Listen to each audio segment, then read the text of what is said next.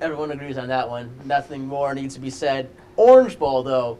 Your boy, Adam Brewster, Jim Harbaugh, coaching the Cardinal, whatever that is. If it's a tree, it's a bird, it's a color, plane, it's Superman, I don't know, color, whatever their mascot is. No one can figure it out. Against Virginia Tech Hokies. Obviously, Virginia Tech with a very interesting story.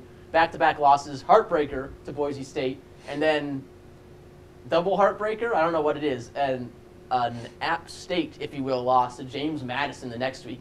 Everyone wrote them off. Since then, they won 11 in a row. But, Adam, you are so sure about this game, I think you'd bet your life on it. Man, like, I'm not even that big of a Jim Harbaugh supporter. I just think Stanford's a very good team. Andrew Luck's going to be able to have a good day against this Virginia Tech secondary, which allowed over 250 yards passing to Kellen Moore, probably the other best quarterback they faced this year. He was able to light them up pretty well. And Stanford, 14th best on offense, 23rd best on defense, very balanced on both sides of the ball. I just think that they will prevail. I think it'll be a game that will be closer than most people think. Stanford, again, very well-coached team, well-disciplined. And the senior leadership at quarterback of Andrew Luck. No, nothing too short for Tyrod Taylor, but I like Andrew Luck. I know your boy, Brian Kelly, is coaching the Sun Bowl, David Nows. But is your second boy, Jim Harbaugh, going to pull this one off? And if so, by how much? I think they're going to win this game. The reason for that, you look at Stanford's scoring defense, it's 11th in the nation. You also look at the two quarterbacks in this game, both very good, Tyrod Taylor and Andrew Luck. But completion percentages is where I think the difference comes in. Andrew Luck puts up those NFL-type numbers, 70%. That's very elite. Tyrod Taylor, 60%. That's where you put your good quarterback. So I think over the course of a game, you're going to get more opportunities for that Stanford defense to do the things that they like to do and make some big plays. Virginia Tech not going to have as many of those opportunities, and that's why I like Stanford. All right, well, I got to defend my Virginia Tech pick here. Beamer ball, baby. Only one of Virginia Tech's 11 victories was by one possession or less. I think the ACC and Pac-10 are on par. I don't buy into this Pac-10 hype. We saw Oregon just get splattered last year by Ohio State when everyone said the Pac-10 was supposed to be such a great conference.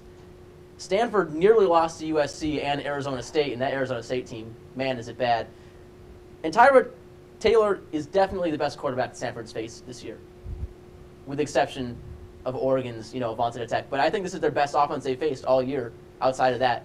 So my pick is Virginia Tech. But let's move on from the Orange Bowl to the Sugar Bowl.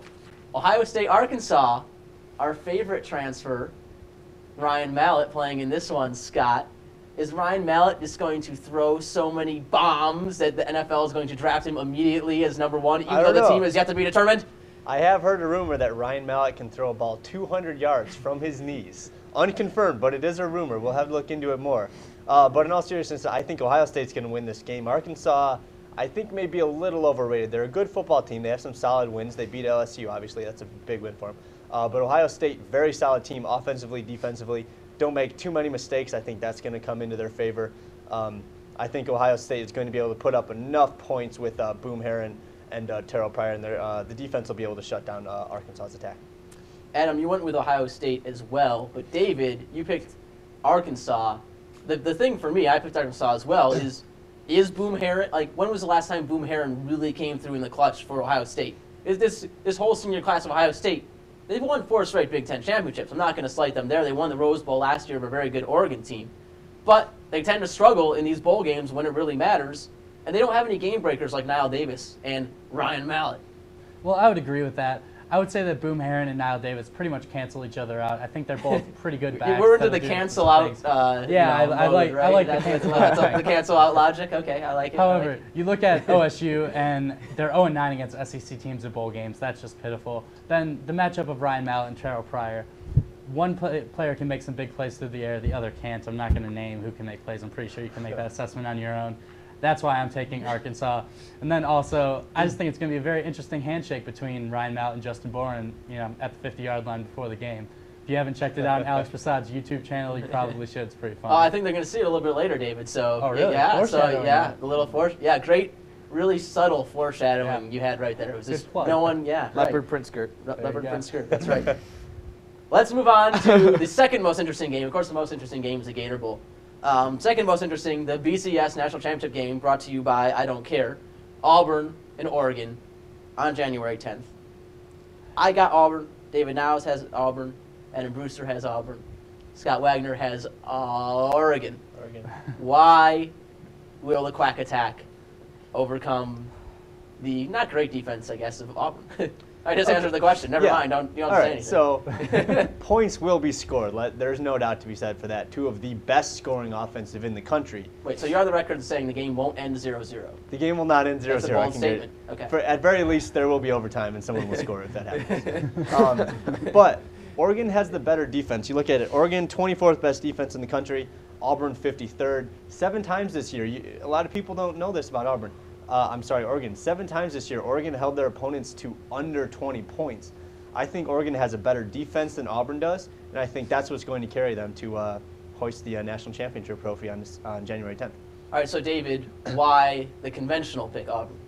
Well, I think for 2 reasons. One, Auburn is very battle-tested. They played a lot of very good teams in the SEC. They've won a lot of very close games. You look at Oregon, they have not been very battle-tested. The Pac-10, it's arguable how good they are. I don't think they're very good. And they've only played 1 close game, which was a 15-13 win at Cal. The other reason I would pick Auburn is because of star power.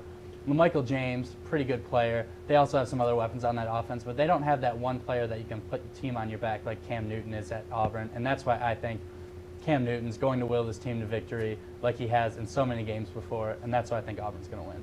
You have anything to add to that, Adam? Man, you put me last every time, and everyone just steals what I'm going to say. I think it does come down to the fact that Auburn has the best player in the country under center, and that is Cam Newton. Yeah, their defense 53rd, but that is in a better SEC than the Pac-10. Oregon's defense, certainly nothing, to shove to the side, and their offense is very fast. But the thing that Oregon's offense does is they tire people out, and when you've had over a month off to prepare and to rest up and get in shape, I don't know how much an effect that will have as opposed to in the middle of a long, grinding football season. Yeah, I went with Auburn too, and I think I just have the Rose Bowl, from last year, from this year, I suppose, to 2010, just playing over and over again in my head, and just the way that Oregon team's so high flying going in to that game, and then just completely manhandled by Ohio State. I'll be surprised if a similar thing doesn't happen this time around. And if it doesn't, then, or it does rather, I'll be proven wrong. Up next, the Maize and Blue gang goes green.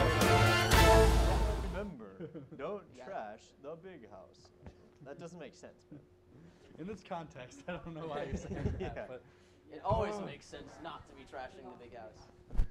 Yeah, David Nows. It's time for the Gator Bowl, guys. We just took a look at how we ended up here. A painful and arduous journey, Scott Wagner. Perhaps brighter days ahead for the youngsters, Adam Brewster and David Nows. We'll see. We'll see. We'll see. I'll just say that 2007 wasn't the best way to start, and I guess it remains to be seen if this is the best way to end. Perhaps planting the seed for some things greater in the future, or for 3 more years of crap if you get your way, if you want Rich Rod to be fired. That's fair and balanced right there. There you go. Let's start with how we always break down these games. Scott, Michigan on offense, playing a very aggressive Mississippi State defense. Yeah, I think you hit on the nail on the head. The key is Mississippi State is aggressive. If you have people blitzing, what that means is when Denard Robinson breaks contain, those linebackers and those secondary people are not going to be there. That could play in Michigan's favor. If Denard Robinson can get past that defensive line, he could have a lot of room to run, and he could have quite an impressive day on the ground. And then we'll see how he can do in the air, too, if he can put together a game, put together a good game. It'll be interesting to see, the flip side of them having an aggressive defense. It's not all good news for Michigan. Let's see how the offensive line can pick out those blitzes. But Michigan, I think, should be able to control the tempo of this game because of the way their offense matches up with Mississippi State's defense. All right, David, what about Michigan on defense? Obviously, that's the thing that Michigan fans are usually concerned with. Mississippi State doesn't have a juggernaut offense, but they do have a mobile quarterback. They do, but if you're a Michigan fan, I think you can take a sigh of relief in this one. Usually the way Michigan loses games is getting passed over the top, losing through the air. And you're going to look at this. Mississippi State, 97th best passing attack in the nation. That's absolutely atrocious. You look at their quarterback, Chris Reef, and he has 3 200-yard passing games on the year. Count them 3, and only one of them is against a good opponent in Arkansas. The other 2 are against people that nobody really cares about. So I think you're going to look at this team, and you're going to say, Michigan knows how to win these games when they play a team that I'm going to compare Mississippi State's passing offense to Purdue with backup level quarterbacks, people who can't really throw the ball. And I think you're going to look at this Michigan team, and you're going to say, well, if they hold them under 30, they've got a chance, and that's what I'm looking at in this one. The bar is high. Is if they hold them under 30. They hold them under 30. And Adam, you've gotten the short end of the stick all night, so we'll give it to you again. What about the special teams and intangibles? Well, 2 of Michigan's glaring weaknesses have this year. I should say actually 3 because I'm going to say 3. One has been the kicking game. I mean, a sub 50% kicking game is atrocious and should probably not happen. Atrocious is the word of the day. Yeah, it really is. And so it really forces Michigan it puts them in situations where they have to go for it on 4th and 4, 4th and 5, where they would normally opt to kick a field goal. The other problems that they have to fix prior to this bowl game are the turnovers and the penalties. They killed them against Ohio State. They killed them against Wisconsin. They killed them almost against Illinois, almost against Purdue, killed them against Penn State, killed them against Iowa, killed them against Michigan State. Yes, folks, that is their last 8 games. That is their last 8 games. Penalties and turnovers have been the Achilles heel to this Michigan team all year. Yeah, the defense has too. But looking at it from an intangible standpoint, they need to hang on to the football. They can't give Mississippi State any more chance than they're going to get. All right, prediction times, guys, for the last time for Scott and myself. Scott, I so hope that you're dead wrong with this, but you're going to go with Mississippi State, you jerk. I mean, you're preaching to the choir. I hope I'm wrong, too. I just think Mississippi State having 4 weeks to plan for Michigan's offense. You saw what Penn State could do with 1 week to plan for Michigan's defense. I think Mississippi State is going to have a field day against the Michigan defense. I see them pulling out a high-scoring but close affair. David? Well, I don't think anyone stops Michigan's offense necessarily. Michigan's offense stops themselves. And if you look at this one, I think Michigan can hold them under 30. I'm going to say 28. I'm going to say Michigan's going to put up a lot of points, 38. Michigan wins by 10. That might be a little bit of an aggressive pick, but that's what I've got. Spoken like a true Michigan man. Michigan doesn't get stopped. They stop themselves. Adam? Well, that is true with the turnovers. But I also have Michigan Wait, winning. did the turnovers kill them this year, though? I just wanted to be clear. 8 games, Alex. 8 games. But I think Michigan's also going to come out on top. I do think that defense fully being healthy, Mike Martin and Jonas Mouton injured for a good part of the end of the year, and you'll really be able to see maybe what this defense will be like going forward. Who knows whether defensive coordinator will change or not, but I think Michigan wins. I'm going to say by 7. Well, this is my last pick. Now, I've picked Michigan wrong in bowl games for like 10 straight years, and of course hadn't had the opportunity to pick a bowl game of late, obviously. But I'm going to go out on a limb here and say Michigan 99, Mississippi State 3, just because I picked against Michigan so many times on this show, and it was an intelligent pick that for once I'm just going to be completely irrationally exuberant. 99-3. There you go. You heard it here first. That's all the time we have for Varsity Blue from the Big House, so you may or may not be able to tell behind us. Alex Prasad, Adam Brewster, David Nows, Scott Wagner. Thank you for watching the past 3 years. If you have been, you're a loyal viewer. I know you have us T-vote every single week. It's been a lot of fun. This has been fun, even though we're freezing our butts off right now. And thank you guys. Adam and David will be with you next year, and hopefully they'll kick off the 2011 season talking about Rich Rodriguez in his 4th year and a big Michigan win. Thanks for watching.